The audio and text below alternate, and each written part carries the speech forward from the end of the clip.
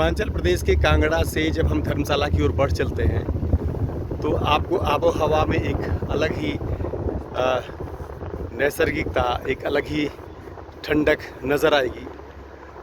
हरे भरे पेड़ एकदम से लकदक और हवा ठंडक लिए हुए, गाड़ियाँ फर्राटा भरते हुए पहाड़ी सड़क के मोड़ों पर, और एक अपूर्व आपको अनुभव देगी।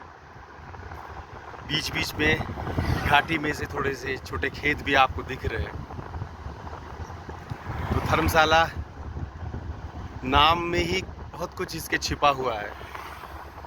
धर्म की शाला भी यही है, क्योंकि यहीं पर जो दलाई लामा है, बौद्ध धर्म के सर्वश्रेष्ठ गुरु, वो यहाँ पर विराजित हैं और बहुत कुछ है। तो बहरहाल सड़क के नज़ारों के साथ एक अलग ही अनुभूति हमें होने जा रही है। हमारे मित्र लोग बोलते हैं इसको फीलिंग आने लगी है, तो वाकई फीलिंग आने लगी है, क्योंकि प्रकृति, जैसे हम हमेशा कहते हैं कि हमको मोहित करती है। प्रकृति के प्रति हमारे मन में एक अपूर्व उत्साह भर जाता है और बस उसी के दर्शन करने के लिए हम चल रहे हैं। ये पहाड़ी सड़क, उसके किनारे कुछ कॉटेज बने हुए, एक बड़ी सी पाइपलाइन भी दिख रही है। किस चीज़ की है बहुत कह नहीं सकते, लेकिन ऐसा लगता है कि जैसे कोई गैस पाइपलाइन होगी या दूर नेपथ्य में ऊंचे ऊंचे पहाड़ दिख रहे हैं, कुछ बर्फ़ से ढके हुए। हालांकि सूरज इस तरह से आ रहा है कि वो साफ साफ नज़र नहीं आ रहे हैं, लेकिन बहुत ऊंचे पहाड़ भी नज़र आ रहे हैं।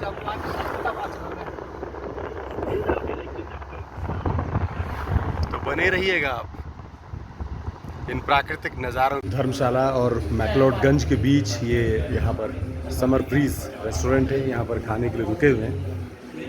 खाने से ज़्यादा महत्वपूर्ण मुझे एक बात लगती है कि इसके शीशे के पार अगर हम देखें तो बहुत खूबसूरत नज़ारे हैं।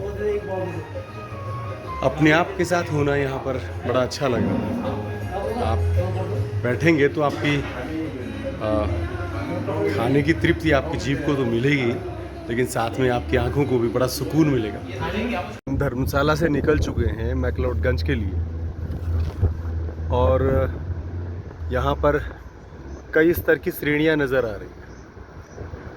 लेकिन सबसे बड़ी बात क्या है कि बहुत विस्तृत जो रेंज है, जिसे हम कहते हैं, वो दिख रही है। दूर धर्मशाला भी दिख रहा है, और ऊपर कम से कम पहाड़ियों की 3-4 श्रृंखलाएँ एक साथ दिख रही हैं, जो कि उत्तरोत्तर बढ़ती हुई सी चली जाती हैं, ऊंची हुई सी चली जाती हैं और एकदम से हरी भरी हैं। और जो सबसे पीछे की चोटियां हैं हिमालय की, वो बर्फ़ से ढकी पड़ी हैं। यद्यपि उधर कोहरा और बादल भी लगा हुआ है, तो बहुत साफ नज़र नहीं आ रही, लेकिन बहुत शानदार ये दृश्य। और यहाँ से मैक्लोडगंज की दूरी लगभग 2 किलोमीटर के आसपास है। ऊंचे ऊंचे देवदार के वृक्ष यहाँ पर हैं, और देवदार की जो महक है वो हल्की सी आपको हवा में भी महसूस हो सकती है।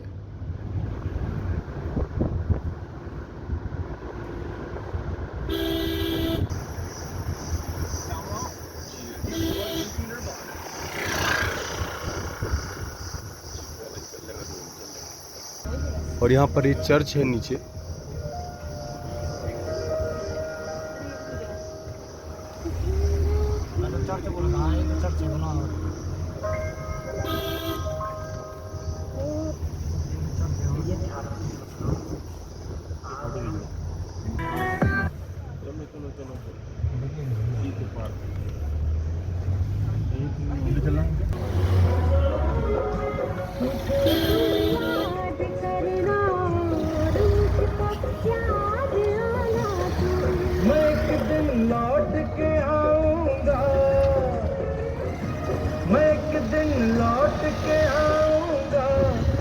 मत भूल जाना तुम, तुम याद करना और मुझको याद आना तुम।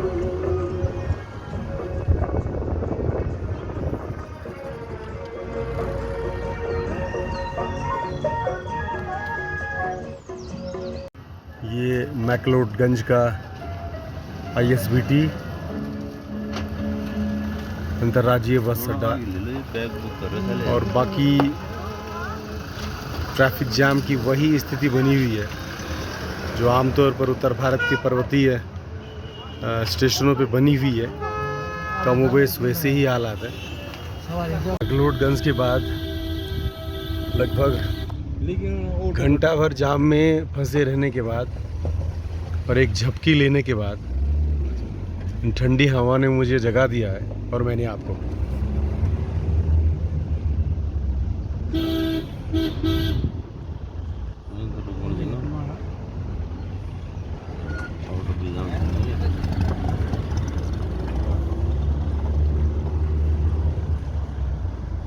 बाजार से निकल पहाड़ी स्टेशन गालू देवी ये मैकडॉलगंज से आगे है और यहाँ से शुरुआत होती है एक ट्रैक की, Triund track, TRIUND। It is hard to utter in Hindi but ये त्रिउंड ही हम बोलेंगे। और अब यहाँ से हम चलते हैं तो धर्मशाला क्रिकेट स्टेडियम की थीम पर बनी ये ड्रेस कुछ सुनील मनोहर गावस्कर, कपिल देव जैसा एहसास इन लोगों को करा रही है। न जाने ये क्या कर पाएंगे। तो चलते हैं इस ट्रैक में। 100 रुपया यहाँ पर हम शुल्क दे रहे हैं। वन विभाग का ये है औपचारिकताएं और एक प्रकार से जो उनके शुल्क है वो सब अदा करने के बाद अब हम चले। अनिल भाई तो बहुत दूर चले गए। अब जैसे जैसे ऊंचाइयों की तरफ बढ़ रहे हैं तो वो जो घने जंगल थे कुछ कम होते से जा रहे हैं। पत्थर एकदम से मिट्टी से दूरी बनाते हुए नजर आ रहे हैं, साफ सुथरे से। और जो घने देवदार के वृक्ष थे वो अब नज़र कम आ रहे हैं। कुछ बांज या इसी से मिलती जुलती किसी प्रजाति के पेड़ हैं।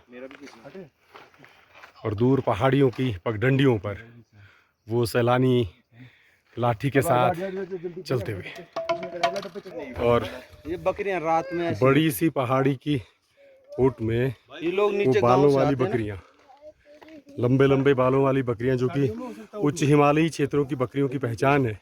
सफ़ेद रंग और लंबे बाल।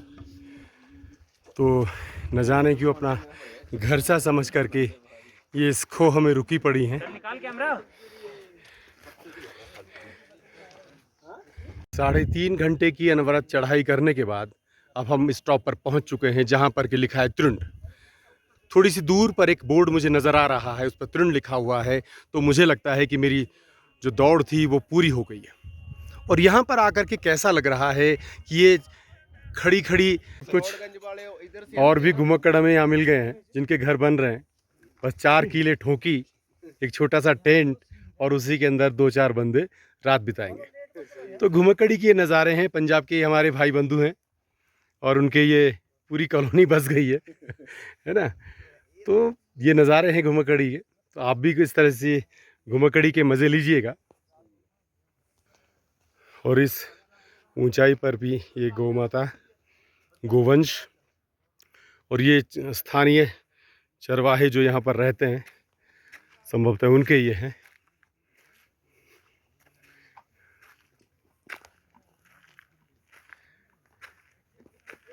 पर ये हमारे दीपक काला जी की फोटोग्राफी चल रही है और इसमें यायावरी का एक पुट उन्होंने दिया है, टोपियाँ और बैग। ये इस जैसे मैं हम पहले भी बता रहे थे कि इस बार की ख़रीदारी के ये हमारे आइटम्स थे। और उन आइटमों में ये जो सफ़ेद टी शर्ट हम सब ने पहनी है क्योंकि हमारा धर्मशाला जाने का आज प्रोग्राम था और धर्मशाला क्रिकेट के सबसे ऊंचे स्टेडियम से भी जुड़ा हुआ है। तो इसलिए चोटी पर जब हम खड़े होते हैं तो हमें चारों तरफ की ये पहाड़ियाँ ऐसे नज़र आती हैं जैसे कि पैनोरामिक ये इफ़ेक्ट दे रही हूँ।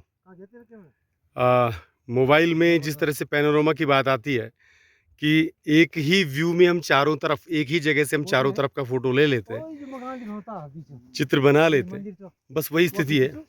ये सामने कांगड़ा वैली और यहाँ गाड़ियाँ रुकी हैं। धर्मशाला, पहाड़ के बगल में मैक्लोडगंज, एक मकान दिख रहा ये सारी है। एक लाइट ये जो बसागतें वही हैं वो। ये घाटी के अंदर, कांगड़ा घाटी के अंदर, है जी पिकी और भाई। दूसरी तरफ ये वो पहाड़ियाँ, वहाँ जाना हमने। बिल्कुल एक वृत्ताकार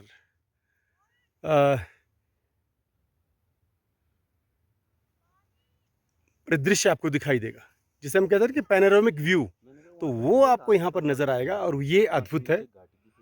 तो इस अद्भुत प्राकृतिक दृश्य का आप आनंद लीजिए।